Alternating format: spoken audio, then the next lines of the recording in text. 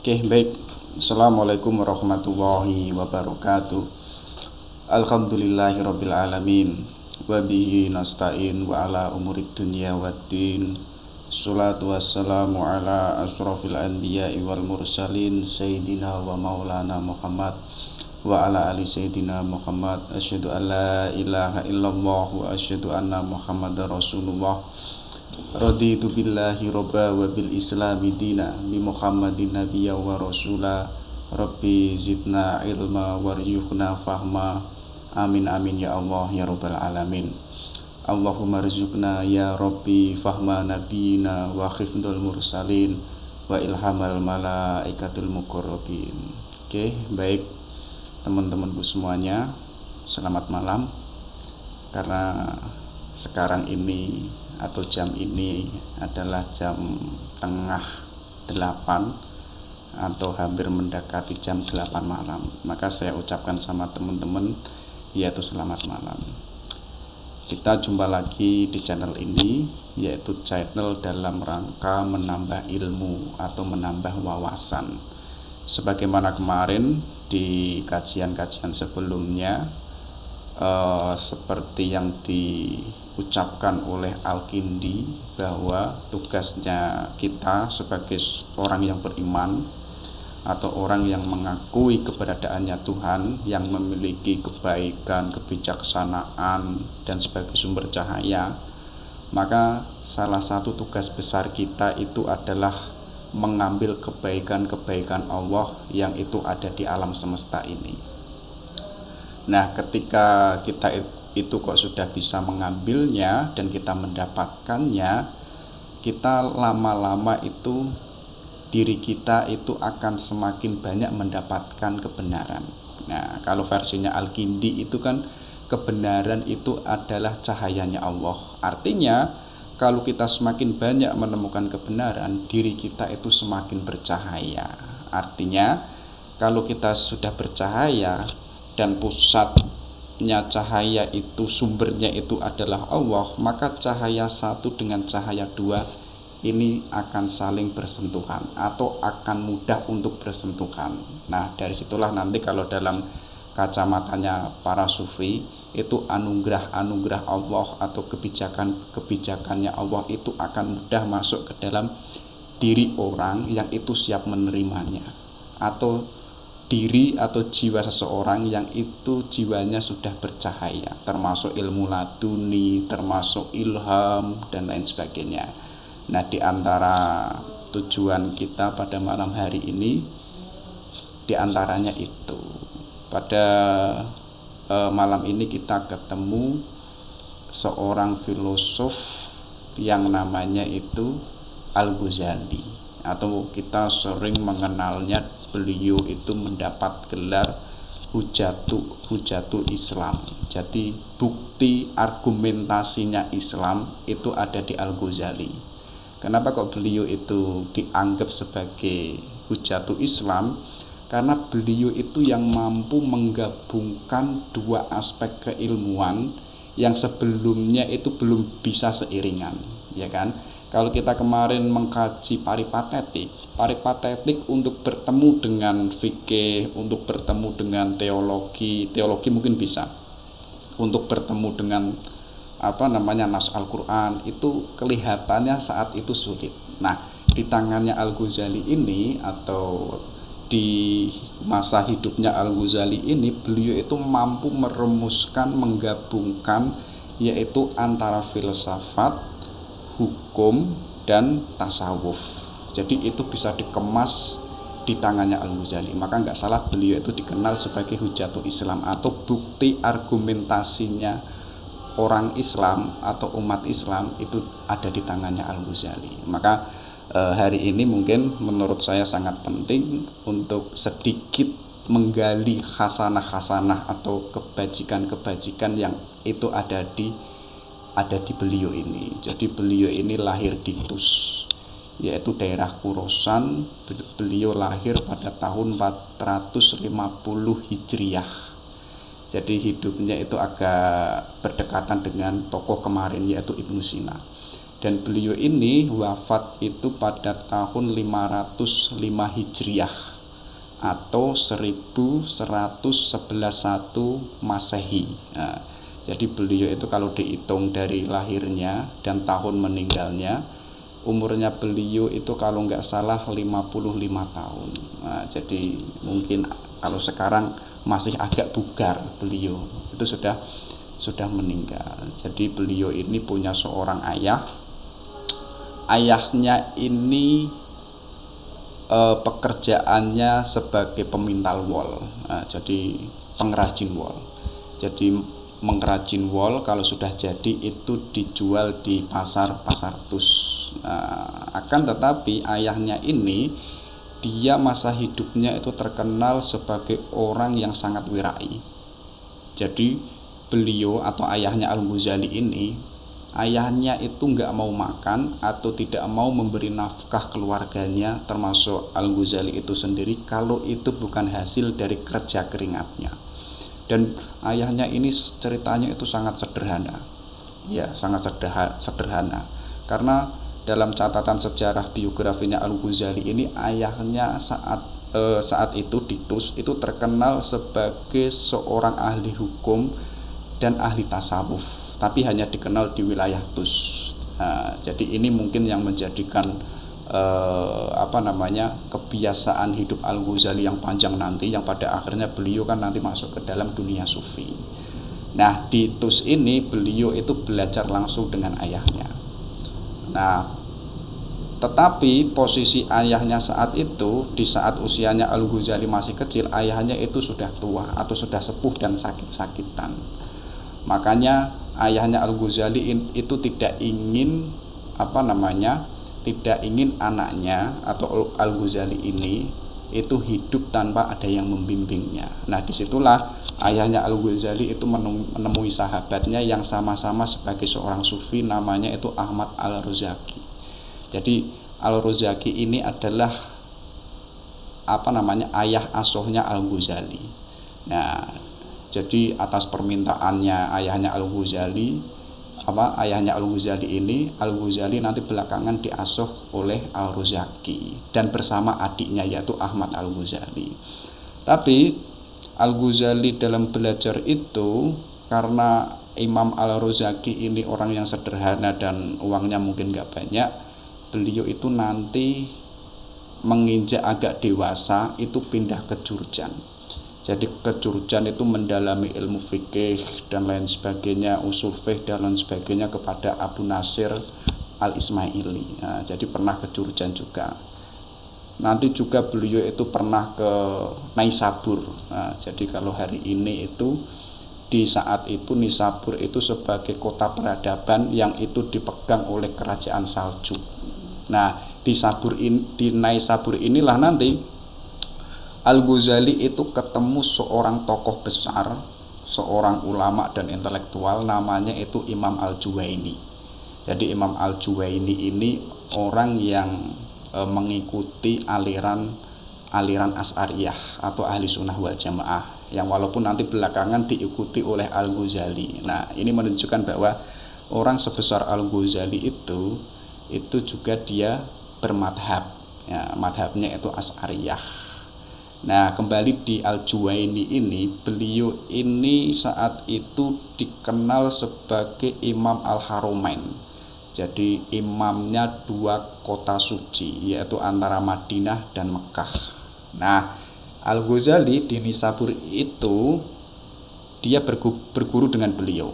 Nah, di tangannya Al-Juwaini ini, Al-Ghazali itu yang sebelumnya tidak belajar tentang filsafat dan lain sebagainya, beliau sudah menginjak belajar berbagai macam studi, termasuk dalam ceritanya itu teologi, filsafat, kemudian perbandingan madhab, logika, metafisika, kemudian pandangan-pandangan para sufi, teosofi dan lain sebagainya.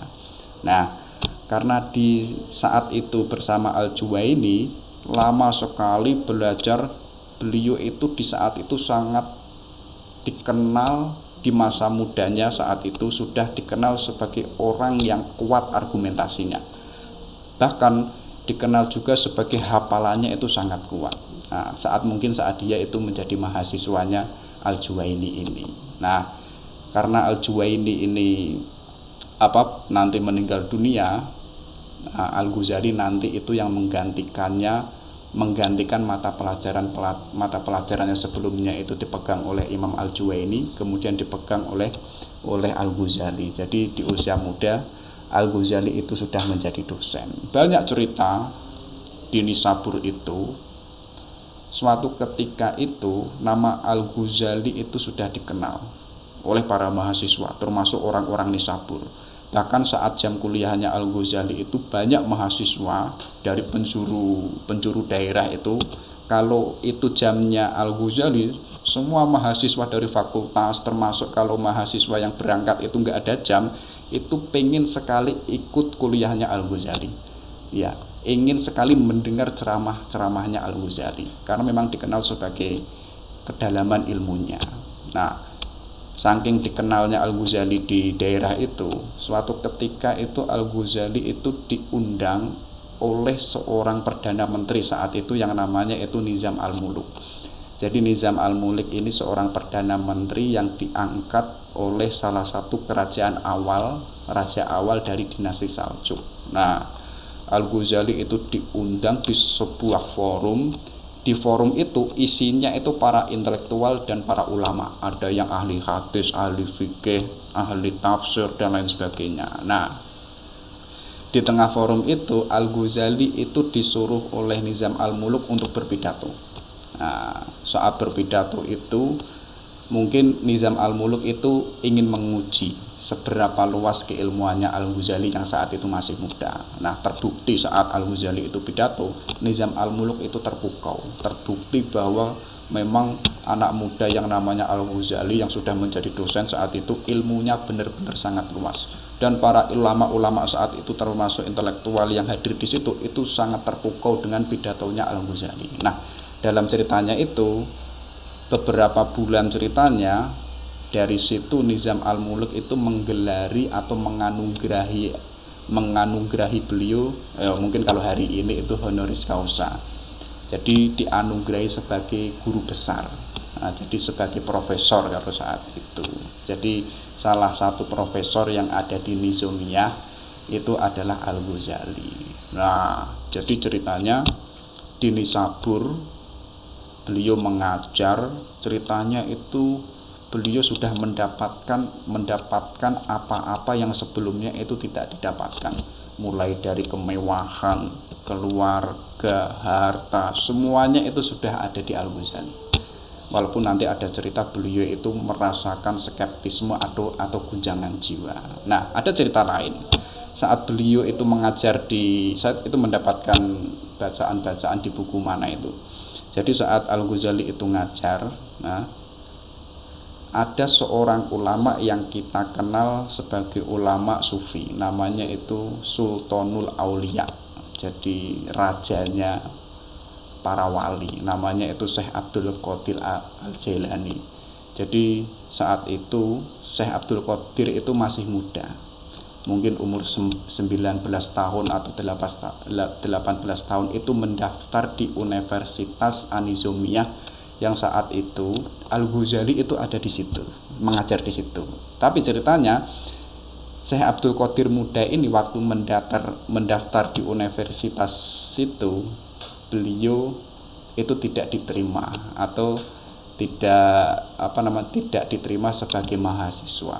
Tapi walaupun demikian tidak diterima, Syekh Abdul Qadir Al-Jailani itu berguru dengan para ahli-ahli fikih yang itu ada di Baghdad. Jadi bertemu dengan ulama ini,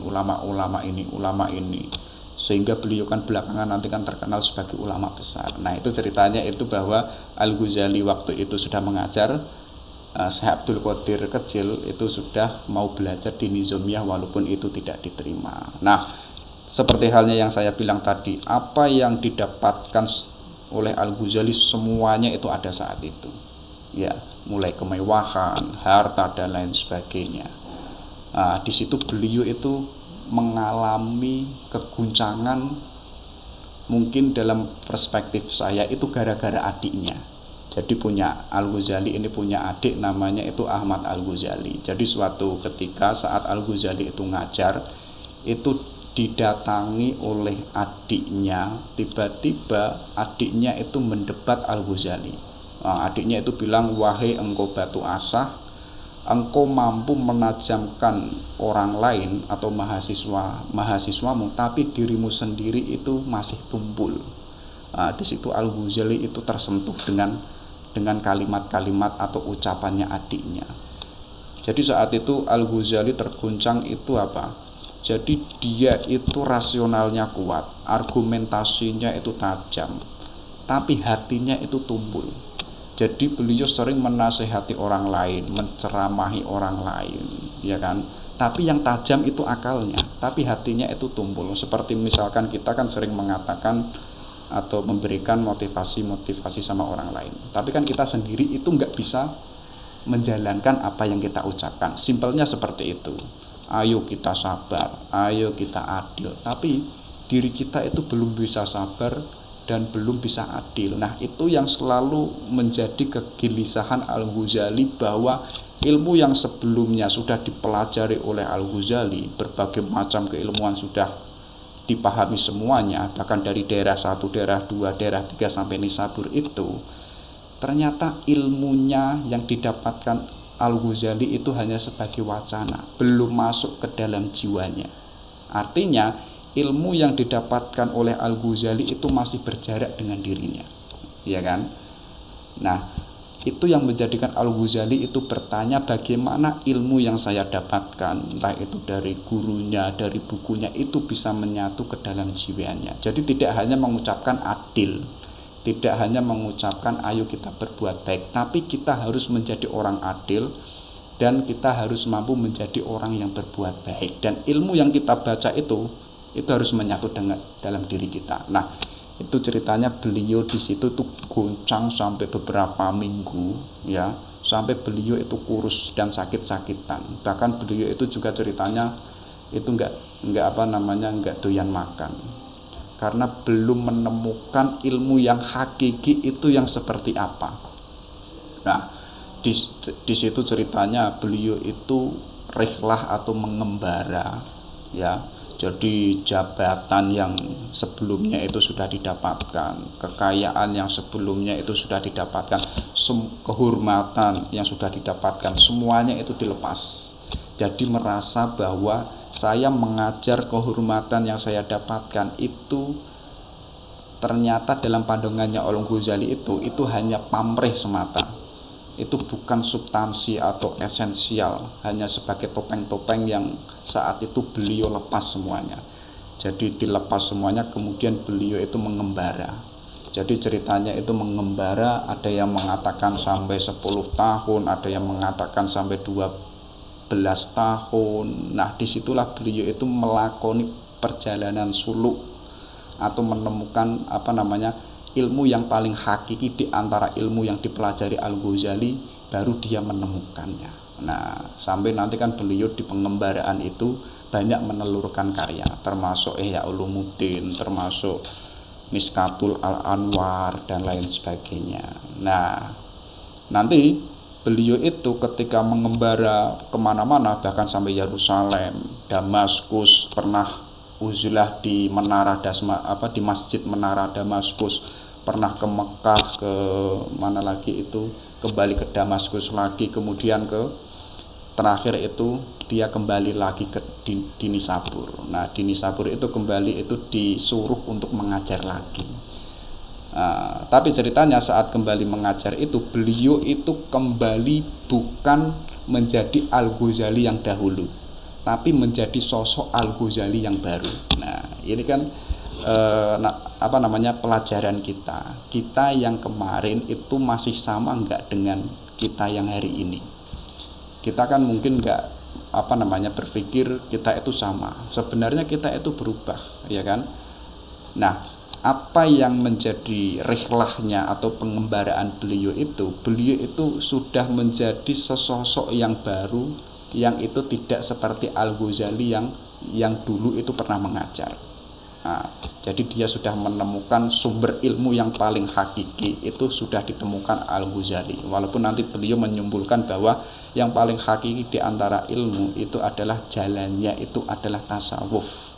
Jalannya itu adalah jalan spiritual. Nah, kembali di Nisabur, beliau itu mengajar lagi, ceritanya kalau nggak salah itu hanya 5 tahun.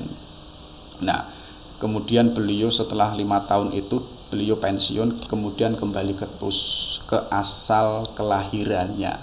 Di Tus ini beliau nanti membangun seperti halnya madrasah, halaqah yang itu mengkaji ilmu hukum dan juga mengkaji ilmu tasawuf dan tentang tentang suluk atau namanya jalah penempuh para sufi. Sampai di situ beliau menemukan ajalnya atau meninggal dunia di Tus pada tahun 55 Hijriah. Nah, jadi itu sedikit dari perjalanan Al-Ghazali. Nah, seperti yang saya ucapkan tadi, dari hasil pengembaraan itu dan saat beliau mengajar baik itu di Nisabur maupun di Tus, beliau itu orang yang sangat produktif. Nah, jadi jangan salah, orang yang berilmu, kalau kita membaca intelektual zaman dahulu, ya kan, orang-orang besar pasti itu meninggalkan sebuah karya atau sebuah buku. Nah, jadi mungkin kita pun harus juga mengikutinya. Biar apa? Biar ilmu yang kita dapatkan saat hidup itu terus mengalir, ya, terus menjadi amal jariyah. Nah, itulah seperti halnya Al-Ghazali, karena memang beliau ini orang yang sangat produktif. Ceritanya, karyanya itu ada yang mengatakan jumlahnya itu 122, ada yang mengatakan jumlahnya 90, ada yang mengatakan jumlahnya itu 224. Banyak sekali yang mengatakan. Walaupun demikian, kalau kita cermati karyanya Al-Ghazali yang banyak itu ada berbagai banyak macam. Ada yang sifatnya filsafat, teologi, hukum, dan lain sebagainya. Nah, ada juga kitab yang paling terkenal, yaitu adalah kitab Ihya Ulumuddin. Ini biasanya kan dikaji di di pesantren-pesantren. Ada juga kitab yang namanya itu Maqasid Al-Falasifah. Jadi tujuan para filosof. Jadi kitab ini dikarang oleh Al-Ghazali dengan tujuan para mahasiswa atau para terpelajar itu mudah untuk memahami filsafat. Nah, kalau kita mungkin ingin mempelajari filsafat dengan mudah, kita boleh membaca Maqasid Al-Falasifah. Isinya itu tentang metafisika, fisika, dan logika. Ada juga kitab yang namanya itu Tahafut Al-Falasifah. Nah, jadi keracuan para filosof ini dikarang oleh Al-Ghazali ketika Al-Ghazali itu mendapati ada beberapa filosof sebelumnya, termasuk Ibnu Sina, Al-Farabi, Aristoteles, yang itu Al-Ghazali menemukan ada titik-titik tertentu yang menjadikan para filosof sebelumnya itu menjadi kafir. Iya. Nah, nanti dalam kajian ini nanti ada beberapa yang kita bahas. Jadi Tahafut Falasifah ini menunjukkan bahwa walaupun beliau ini seorang filosof, beliau pun juga mengkritik para filosof sebelumnya. Nah, jadi nggak usah takut kita dikritik atau mengkritik, itu hal yang wajar. Jadi tidak ada yang namanya feodalisme, itu nggak ada. Tapi uniknya Al-Ghazali, beliau itu mengkritik filsafat, tapi beliau itu mengkritiknya dengan metode filsafat. Itu kan unik. Jadi kalau kita pada umumnya hari ini kan mengkritik tapi tidak mempelajari, ya kan? Berbeda dengan Al-Ghazali. Al-Ghazali untuk mengkritik filsafat, beliau itu ceritanya 3 tahun, hampir 4 tahun itu mendalami filsafat dulu, baru menemukan ada titik-titik tertentu. Disitulah Al-Ghazali baru angkat bicara bahwa ada beberapa penyimpangan pandangan para filosof sebelumnya. Nah, itu keunikannya beliau. Tapi nanti kalau dalam ceritanya di kitabnya yang judulnya itu Al-Munqidh Al-Min Ad-Dhalal, jadi itu kitab yang ditulis menceritakan autobiografinya Al-Ghazali tentang pencarian keilmuan atau pencarian kebenaran. Di situ beliau kan ceritanya mempelajari fikih, mempelajari empat madhab, perbedaan fikih. Nanti dia menemukan bahwa salah satu perpecahan umat Islam itu karena ada banyaknya pandangan-pandangan yang itu membingungkan. Nanti beliau beralih ke teologi, nanti beralih ke filsafat. Nanti pada puncaknya beliau ketika mempelajari teologi, fikih, filsafat, beliau itu tidak menemukan titik tertentu kebenaran yang itu bisa dijadikan sebagai sebagai sumber pengetahuan yang hakiki. Nah, nanti beliau beralih lagi sampai ke puncaknya beliau itu masuk ke dalam filsafat. Di situ beliau baru menemukan bahwa inilah ilmu yang paling hakiki, itu adalah jalannya para sufi. Nah, jadi Al-Ghazali ini agak berbeda dengan para filosof-filosof sebelumnya. Kalau filosof sebelumnya Al-Ghazali ini sangat mengagungkan rasionalitas, Al-Ghazali walaupun sebelumnya itu mengkaji filsafat, sebagai seorang filosof, pada titik akhirnya beliau itu menjadi seorang sufi. Nah, jadi kita itu nggak boleh takut mempelajari filsafat. Nah, kayak Al-Ghazali sendiri di masa mudanya itu kan ahli filsafat, walaupun di usia tuanya beliau itu beralih ke dalam dunia spiritualitas. Nah, jadi anak muda itu nggak usah takut berpikir atau berfilsafat. Jadi filsafat kalau dianggap sesat itu bukan menyesatkan, tapi menyesat ke dalam jalan kebenaran. Nah, itu diantara karyanya Al-Ghazali dan masih banyak lagi. Ada Miskatul Al-Anwar dan lain sebagainya. Walaupun karyanya Al-Ghazali ini sangat banyak, nanti belakangan banyak dikaji oleh para akademisi setelahnya, baik itu di Eropa, di Barat, termasuk itu di dunia Islam dan di Indonesia. Di Indonesia sendiri terutama mahasiswa baik itu S1, S2, S3 itu kan banyak sekali yang meneliti karya-karyanya Al-Ghazali, ya kan? Bahkan sampai titik hari ini itu masih ada juga yang yang meneliti karyanya Al-Ghazali. Itu kan menunjukkan ilmunya Al-Ghazali sampai hari ini dikaji itu enggak habis-habis. Mulai dalam perspektif usuluddin, perspektif tafsir, perspektif pendidikan, perspektif filsafat, itu kan banyak sekali yang dijadikan sebagai penelitian. Nah, walaupun demikian ada kelompok-kelompok tertentu baik itu insider maupun outsider. Jadi kelompok dari dalam itu yang mengatakan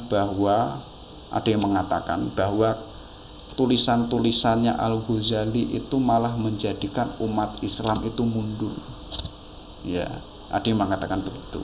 Karena apa? Al-Ghazali hadir itu malah mendebat atau meruntuhkan keilmuan-keilmuan yang sebelumnya itu dikaji oleh umat Islam, yaitu filsafat. Ya kan? Al-Ghazali hadir kan secara garis besar itu kan meruntuhkan filsafat. Nah, itu ada yang bilang bahwa hadirnya Al-Ghazali atau kitab-kitabnya itu malah menjadikan umat Islam itu mundur atau tidak jaya atau tidak berkembang. Tapi ada kelompok tertentu baik itu insider atau outsider yang mengatakan bahwa karyanya Al-Ghazali itu juga ada baik dan buruknya, tergantung bagaimana perspektif kita itu mengambilnya, tergantung bagaimana cara kita itu memposisikannya. Tapi ada juga paham yang mengatakan bahwa yang itu kelompok tersebut itu sifatnya itu fanatik dengan Al-Ghazali. Nah, jadi pokoknya apa itu bukunya Al-Ghazali, apa yang disampaikan oleh Al-Ghazali, semuanya itu benar. Nah, itu biasanya kelompok fanatik, cirinya itu tidak kritis atau tidak objektif. Nah, itu diantara beberapa perjalanan Al-Ghazali saat beliau itu mencari ilmu. Oke, coba kita lihat ada apa saja yang digagas oleh Al-Ghazali. Nah, tapi dalam titik fokus kajian ini kita fokus memakai kacamata filsafatnya Al-Ghazali.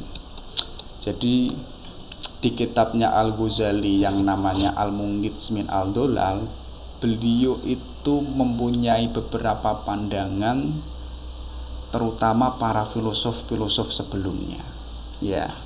Jadi mengkaji, mungkin beliau saat itu mengkaji filsafat itu masih bersama oleh Al-Juwaini. Nanti walaupun belakangan beliau kan menemukan ada beberapa yang itu dianggap oleh Al-Ghazali itu tidak sesuai dengan kaidah Islam atau nilai Islam. Nah, disitulah beliau itu mengkategorikan ada beberapa filosof.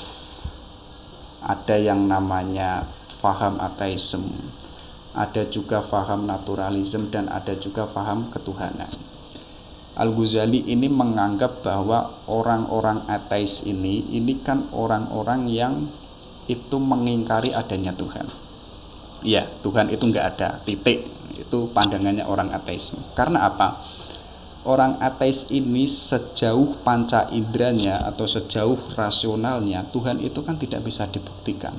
Ya kan? Walaupun dalam kacamata Islam Tuhan itu sifatnya spiritual atau metafisika, tapi orang ateis itu walaupun demikian, ya kan, walaupun Tuhan itu tidak bisa dijangkau dengan akal dan indera, tapi bukti untuk menunjukkan bahwa Tuhan itu ada, itu sejauh ini kan tidak bisa dibuktikan.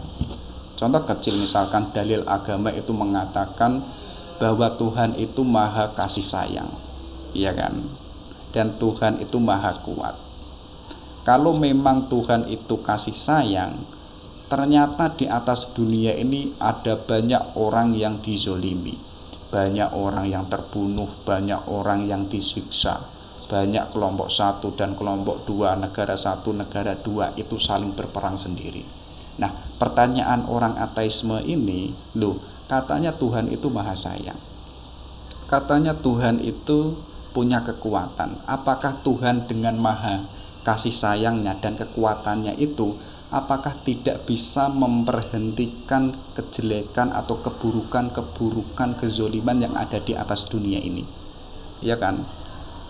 Kalau Tuhan itu tidak mampu untuk menghentikan kezoliman di atas dunia ini, kenapa kok dianggap sebagai Tuhan? Karena Tuhan selama ini tidak mampu untuk membasmi atau menstop keburukan yang ada di atas dunia ini. Banyak sekali dalil. Bahkan dalam pandangan ateisme ini, ya kan, ini ada ateisme yang sifatnya itu netral. Jadi tidak mengkritik atau tidak tidak punya argumen. Wes pokoknya kalau Tuhan itu enggak ada, tidak ada wujudnya, tidak bisa dibuktikan, nggak usah dibicarakan, karena tidak masuk akal. Kalaupun dibicarakan itu pun membuang-buang waktu. Nah, tapi juga ada ateisme yang sifatnya itu teoritis, jadi dia mampu mengucapkan Tuhan itu tidak ada, tapi dia sekaligus punya dalilnya bahwa Tuhan tidak ada ini, secara ontoteologinya seperti ini, secara perspektif ini seperti ini. Jadi dia punya argumen yang kuat menunjukkan bahwa memang sebenarnya Tuhan itu enggak ada. Nah, itu yang kelompok-kelompok ateisme yang sifatnya itu teoritis, yang suka dengan debat dan lain sebagainya. Termasuk juga Al-Ghazali itu ada faham yang disebut itu naturalisme. Jadi paham naturalisme ini paham yang menggeluti atau mengkaji alam semesta dan segala seluruh seisinya.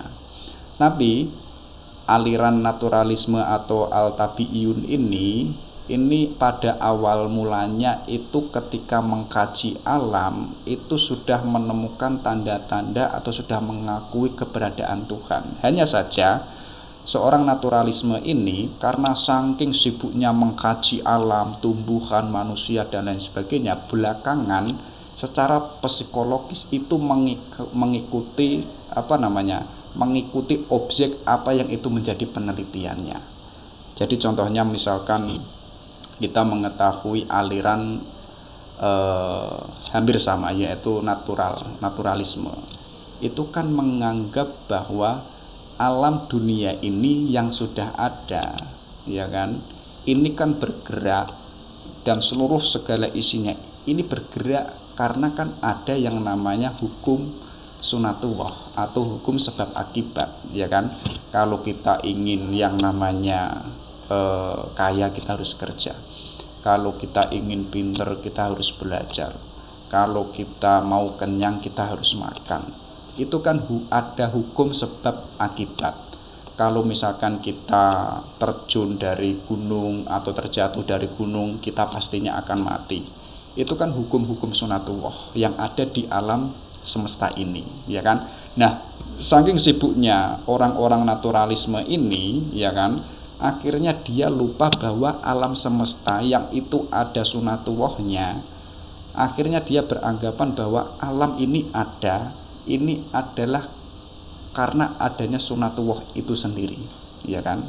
Dan pergerakan yang ada di alam semesta ini adalah bergerak karena sudah ada sunatullah. Nah, disitulah orang naturalis itu terjebak bahwa mengakui bahwa atau terjebak bahwa alam semesta ini ada dengan sendirinya, bukan ada karena diciptakan oleh Tuhan. Nah, contoh kecil misalnya begini. Manusia ada, ya kan? Manusia ada. Kalau dalam pandangannya orang naturalis, manusia ada itu kan karena sperma, ya kan? Sedangkan sperma ini ada, ini kan sumbernya dari manusia, ya kan?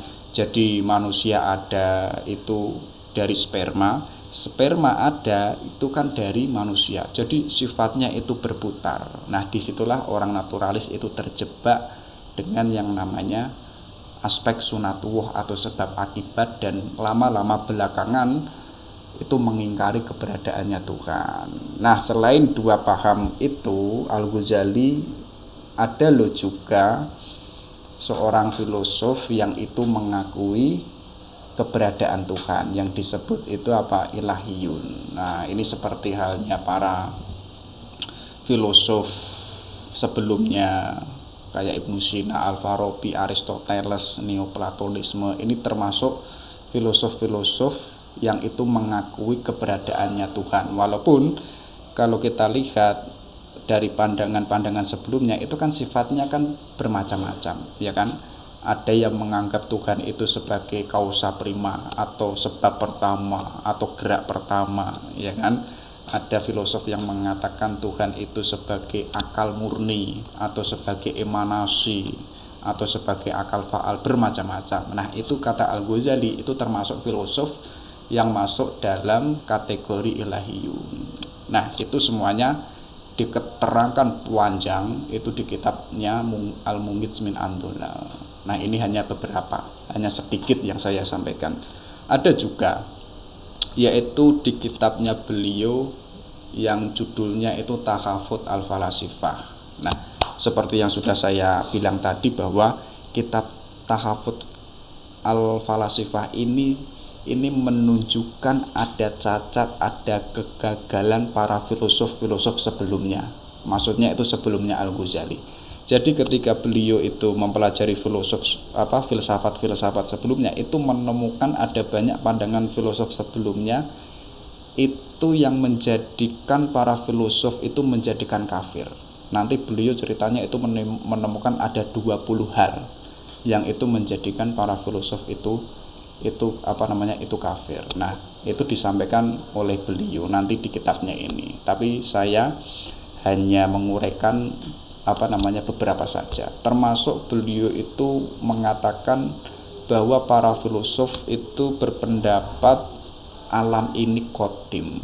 Jadi ini adalah teori emanasi sebelumnya. Jadi alam ini ada itu kan bukan dari kehendaknya Allah, ya kan? Bukan dari ciptaan Allah, tapi sumbernya dari Allah. Bahannya itu dari Allah, yang itu Allah dari dalam dirinya itu sendiri itu melimpah, itu memancar, ya kan? Memancar, nanti lahirlah yang namanya akal 1, akal 2, lahir yang namanya itu alam semesta. Nah, filosof yang sebelumnya menganggap bahwa alam ini kodim. Jadi kodimnya alam itu mungkin dalam pandangannya Al-Ghazali ini sama persis dengan kodimnya Allah. Nah, walaupun nanti ada banyak sekali perdebatan tentang yang namanya kekodimannya alam ini. Tapi Al-Ghazali itu ingin meluruskan bahwa yang kodim itu hanya satu, ya kan? Yang kodim itu jelas, yaitu Allah. Alam semesta ini kan ada karena kehendaknya Allah, bukan karena itu limpahannya Allah. Kalau itu kehendaknya Allah, artinya ada sesuatu yang itu diciptakan oleh Allah, yang sifatnya itu diciptakan. Artinya kalau itu diciptakan, artinya itu kan tidak sama dengan yang menciptakan, ya kan? Contoh kecil misalnya begini, saya itu membuat kopi, ini kan hasil dari ciptaan saya. Ada air, ada gula, ada kopi, ya kan? Kemudian saya minum, itu kan ciptaan kita. Artinya saya dengan yang saya ciptakan ini berbeda, tidak sama-sama kodim. Nah, ini nanti yang diuraikan oleh Al-Ghazali, gambarannya seperti itu, dan mendebat tentang yang namanya kekodiman alam yang itu disampaikan oleh para filosof, terutama itu Al-Farabi dan Ibnu Sina. Dan ada juga filosof yang menyatakan Tuhan itu tidak mungkin mengetahui sesuatu yang sifatnya itu partikular atau juz'iyah. Jadi sebenarnya para filosof sebelumnya itu kan tujuannya ingin mensucikan Tuhan yang itu semurni-murni mungkin atau sesuci-suci mungkin, sampai untuk memurnikan Tuhan yang murni ini, ya kan, termasuk Al-Farabi dan Ibnu Sina kemarin itu mengatakan kalau Tuhan mengetahui mengetahui hal-hal yang kecil atau yang juz'iyah, itu malah menjadikan ilmunya Allah yang sangat besar, itu kan menjadikan ilmunya Allah menjadi kecil, ya kan? Dan para filosof sebelumnya itu enggak ingin, jadi pengennya ilmunya Allah itu tetap maha dan tidak pengen ilmunya Allah itu kecil. Contoh kecil misalkan Tuhan untuk mengetahui bahwa manusia itu sakit, ya kan, apakah ilmunya Allah yang sangat luas itu kemudian dijadikan sempit seperti halnya ilmu dan rasanya manusia, kemudian Tuhan baru mengetahui kondisi keadaan orang yang sakit? Itu kan nggak mungkin. Nah, ya kan, gambarannya seperti itu. Nah, jadi gambarannya seperti itu. Jadi untuk mensucikan Allah, para filosof sebelumnya ilmunya Allah yang sifatnya itu kuliyat atau universal, ya kan, itu tidak mungkin Allah itu tahu hal-hal yang sifatnya itu partikular atau hal-hal yang kecil. Kalau misalkan Allah itu tahu sesuatu yang kecil-kecil, itu menjadikan kedahsyatan Allah, kemahaannya Allah itu malah menjadi sesuatu yang kecil, ya kan. Nah, disitulah nanti Al-Ghazali merespon bahwa Tuhan tetap mengetahui sesuatu yang sifatnya itu partikular. Karena apa?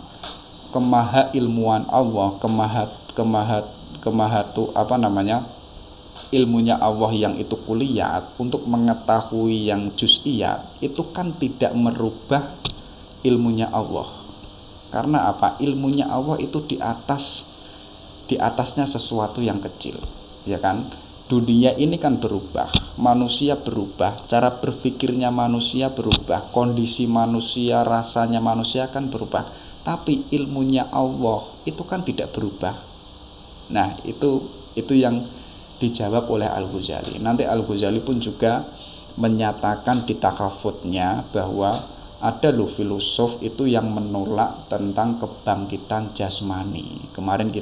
Kemarin hal ini kita sudah singgung, dan juga tentang moralitas jiwa individu. Jadi kalau kemarin kan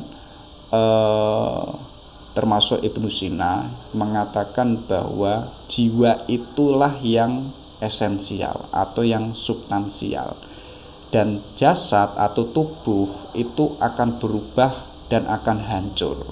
Nanti ketika jasad ini mati atau di alam kubur, yang dibangkitkan itu adalah jiwanya, bukan badannya. Nah, ini nanti dikritik oleh Al-Ghazali. Jadi ada perdebatan panjang nanti, termasuk nanti nyambung di di teorinya atau di filsafatnya Ibnu Rusdi yang ada di Andalusia. Walaupun dikritik dulu oleh Al-Ghazali. Jadi Al-Ghazali menyatakan bahwa nanti yang dibangkitkan itu pun juga jiwa, roh, dan juga jasmaninya, ya kan? Tapi dalam pandangan filosof sebelumnya nggak mungkin, karena jiwa itu sudah hancur. Nah, dalam hal ini ada kaitannya dengan amal baik dan amal buruk. Nah, dalam pandangannya filosof sebelumnya, bahwa antara jasad dan jiwa waktu hidup itu kan saling bekerja sama atau saling beriringan, ya kan?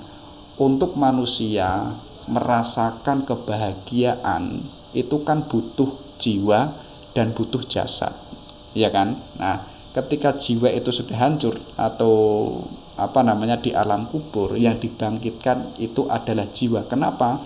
Karena yang mampu merasakan kebahagiaan, penderitaan, kekecewaan itu kan jiwa, bukan jasad. Nah, walaupun demikian nanti Al-Ghazali itu menyatakan bahwa yang dibangkitkan itu ya dua-duanya, yaitu jiwa dan itu yaitu ruh. Karena di sini Al-Ghazali sangat kelihatan sekali yaitu dominan antara akal dan nas Al-Qur'an. Nah, jadi Al-Qur'an mengatakan bahwa jasad itu dibangkitkan. Jadi Al-Ghazali mengikuti apa yang itu diuraikan di dalam nas Al-Qur'an. Berbeda dengan filosof peripatetik.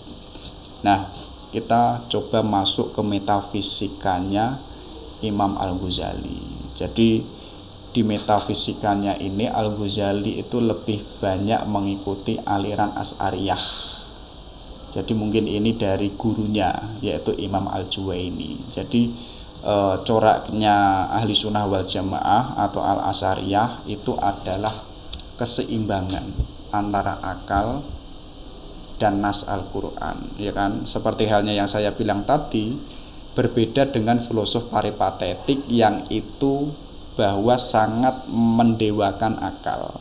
Bahkan ada juga yang mengatakan Al-Qur'an itu nomor 2, nomor 1 itu akal.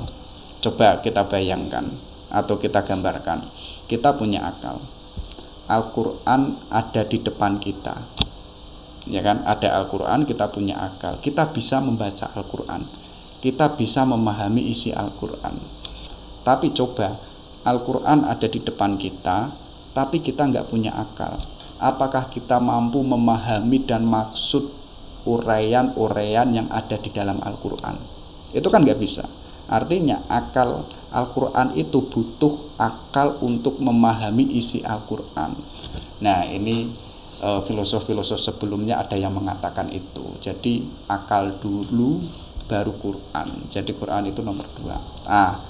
Berbeda dengan Al-Ghazali yang coraknya itu Asy'ari, antara akal dan nas itu harus seimbang. Karena apa?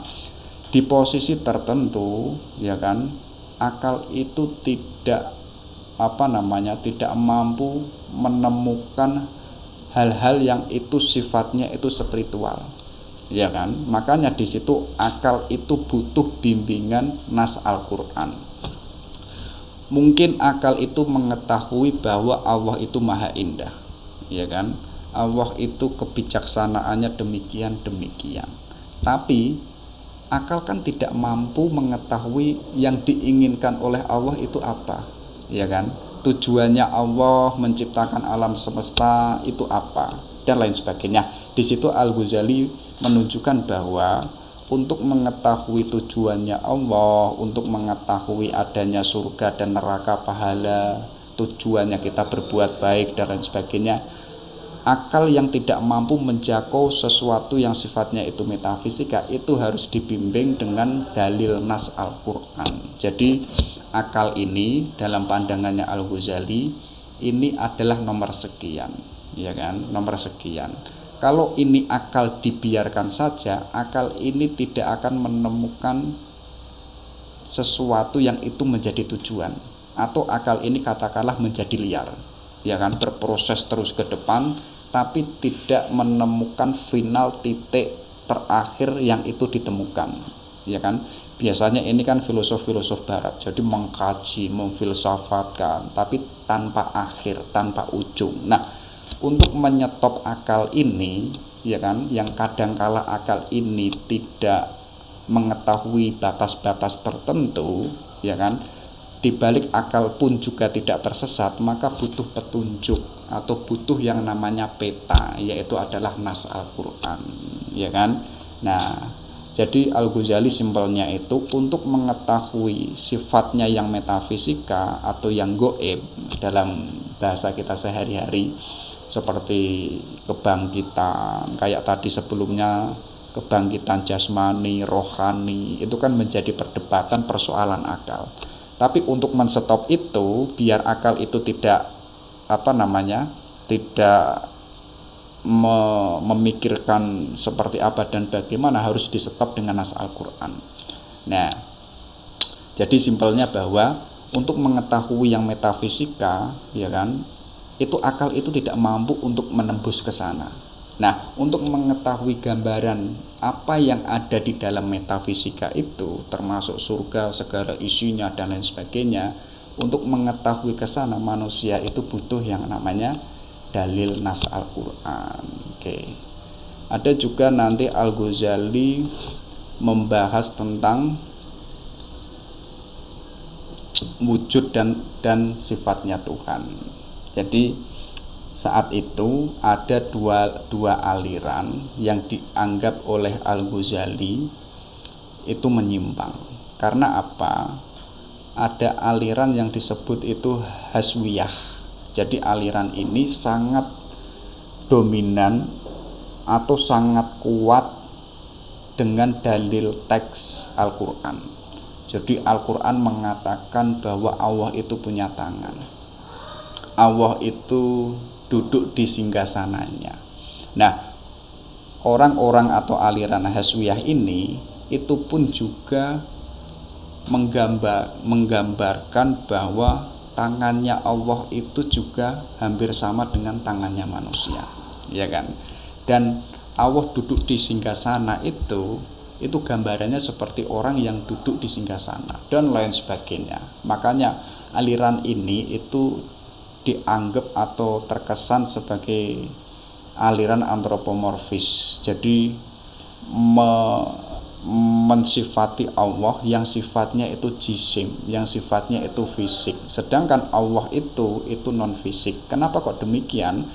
Karena orang Haswiyah ini terlalu mensandarkan teks Al-Quran, tapi itu tidak digali makna dan maksud apa yang itu itu yang dimaksud oleh nas Al-Quran sendiri. Nah, di lain itu ada aliran Mu'tazilah. Jadi aliran Mu'tazilah ini aliran yang sifatnya itu memang sangat rasional.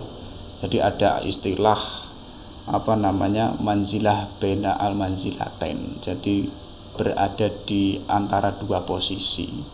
Jadi orang yang tidak beriman atau orang yang tidak kafir itu nanti di di akhirat itu dia tidak di surga, tidak di neraka, tapi di antara duanya itu. Nah, karena dalam pandangannya Al-Mu'tazilah, orang yang berbuat baik itu ke surga, orang yang buruk pasti ke neraka. Tapi orang yang imannya itu setengah itu malah berada di dua itu. Tapi orang Mu'tazilah ini dalam mensucikan Allah itu sangat berlebihan. Jadi ada memang hampir sama dengan teorinya Al-Kindi. Nah, bukan Mu'tazilah sendiri yang mengikuti Al-Kindi, tapi Al-Kindi saat itu yang itu terinspirasi dengan aliran Mu'tazilah. Ada teori yang namanya negasi, ya kan? Kemarin kan kita menyebut bahwa Allah itu indah, baik, tapi kemaha indahannya Allah, kebaikannya Allah itu kan tidak seperti apa yang kita konsepkan, tidak seperti apa yang kita teorikan. Jadi buku-buku yang kita baca yang itu menyatakan Allah itu maha indah, itu adalah bukan Allah yang maha indah. Bayangannya seperti itu. Nah, karena dalam kacamata Mu'tazilah itu sangat berlebihan, akhirnya mereka itu meniadakan atau menafikan sifat-sifatnya Tuhan, ya kan? Jadi yang ada pada Tuhan itu adalah zat. Jadi kalau sifat nanti itu malah mencacatkan atau mengurangi kemahakuasaannya Allah. Itu pandangannya orang Mu'tazilah. Tapi nanti dua aliran ini direspon oleh Al-Ghazali, bahwa seperti halnya orang-orang Haswiyah, bahwa seperti halnya Allah yang punya tangan, ya kan, itu bukan tangannya Allah seperti halnya tangannya manusia yang bisa bergerak, yang bisa memegang. Tapi yang dimaksud bahwa Allah itu memiliki tangan itu adalah kekuasaannya Allah, kehebatannya Allah, kekuatannya Allah, ya kan? Seperti halnya juga disebutkan tadi bahwa Allah itu duduk di singgasananya. Itu maksudnya bukan Allah duduk seperti seorang raja, tapi itu adalah kekuasaan Allah. Jadi menunjukkan bahwa Allah itu maha kuasa yang menguasai segalanya. Jadi banyak sekali uraian-uraian Al-Ghazali yang nanti diperkuatkan dengan dalil-dalil nas Al-Quran yang menunjukkan bahwa sifatnya Allah, ya kan, itu harus yang namanya terkesan, bukan yang sifatnya itu tasjim, ya kan, tidak seperti aliran Haswiyah, seperti halnya yang saya sebutkan tadi, seperti Allah punya tangan, Allah melihat, ya kan, Allah berfirman. Jadi tidak seperti itu, tapi ada makna-makna tertentu. Oke, baik. Kemudian kita lanjut ke wujudnya Allah. Jadi dalam memahami wujudnya Allah ini sebenarnya Al-Ghazali itu tidak sama dengan filosof-filosof sebelumnya atau filsafat maripatetik.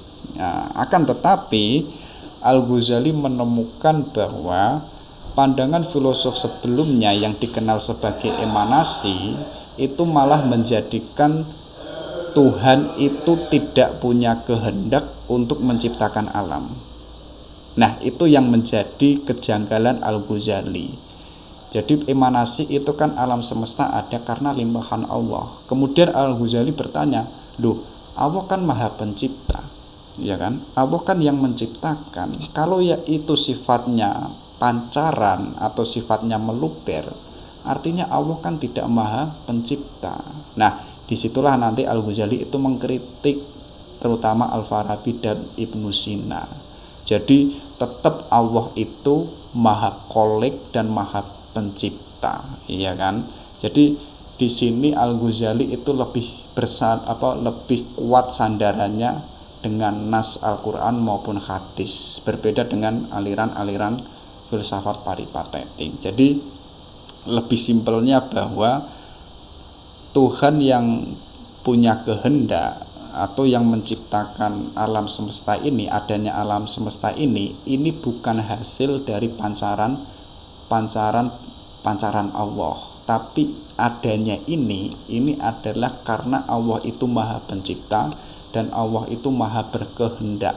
Jadi sifatnya adanya alam semesta ini bukan limpahan. Kalau limpahan itu kan secara otomatis. Kalau itu secara otomatis artinya itu menghilangkan kemaha ciptaan Allah atau Allah itu tidak maha pencipta. Nah, itu yang diluruskan oleh Al-Ghazali. Nah, ini yang unik dari Al-Ghazali. Jadi kalau kita belajar filsafat itu kan kita menemukan bahwa alam semesta ini diciptakan oleh Allah, dan sekaligus Allah menciptakan alam ini, sekaligus Allah kan menciptakan yang namanya itu hukum kausalitas atau hukum sebab akibat. Nah, akhirnya alam semesta ini ada, kemudian itu berputar sesuai dengan hukum itu. Pertanyaannya, kalau alam semesta dunia ini sudah berputar sesuai dengan sunatullah, Allah itu ngapain? Apakah nonton bola ataukah nonton champion dan lain sebagainya? Nah, itu yang dikritik oleh Al-Ghazali. Bahkan Al-Ghazali pun juga menguraikan bahwa memang di alam semesta ini sudah ada sunatullah, ya kan? Artinya ada hukum sebab akibat. Walaupun demikian, itu tidak terlepas dengan interpretasinya Allah, ya kan? Hari ini kan kita mungkin melihat atau memahami orang yang kecelakaan itu pasti sakit, itu pasti patah tulang atau ada yang sobek kulitnya dan lain sebagainya. Kalau ada orang yang terjatuh dari pesawat itu pasti mati, atau orang yang terkena bom itu pasti mati. Itu semuanya adalah hukum alam. Nah, kalau itu semuanya hukum alam, itu secara tidak langsung kan menggeser keberadaan Allah di tengah alam semesta ini, ya kan? Artinya alam ini berjalan sesuai dengan paham yang saya sebutkan tadi, yaitu paham naturalisme. Jadi hukum ini ada ya karena diputar dengan hukum sebab akibat. Secara tidak langsung itu meniadakan keberadaan Allah. Nah, itu yang disanggah oleh Al-Ghazali. Walaupun Allah itu sudah menciptakan alam dunia dan segala sunatullahnya, Allah itu masih berkehendak, masih interpretasi di segala lini kehidupan yang ada, ya kan? Contoh kecil, secara hukum sunatullah, kita makan belum tentu kita kan kenyang, ya kan? Kadang kita merasakan kenyang, kadang di situasi yang lain kita kan nggak merasa kenyang. Walaupun secara sunatullah orang yang makan pasti dia akan kenyang, ya kan? Contoh kecil begini, orang yang mencari itu pasti akan menemukan, ya kan? Contoh mungkin teman-teman diantaranya itu kan sudah jauh-jauh hari itu mencari cewek misalkan, ya kan? Kalau dalil secara sunatullah orang yang mencari pasti dia mendapatkannya, tapi kan kita melihat orang yang mencari tapi dia belum menemukan atau tidak menemukan. Nah, artinya di antara alam yang itu berjalan sesuai sunatullah, kadang-kadang hukum alam semesta ini itu sudah di-cut oleh Allah. Artinya bahwa ada hal-hal tertentu di mana Allah itu selalu interpretasi dalam kehidupan di tengah alam dunia ini, ya kan? Contoh kecil, misalkan ada orang itu terjatuh dari pesawat, ya kan? Terjatuhnya itu sangat ngeri misalkan.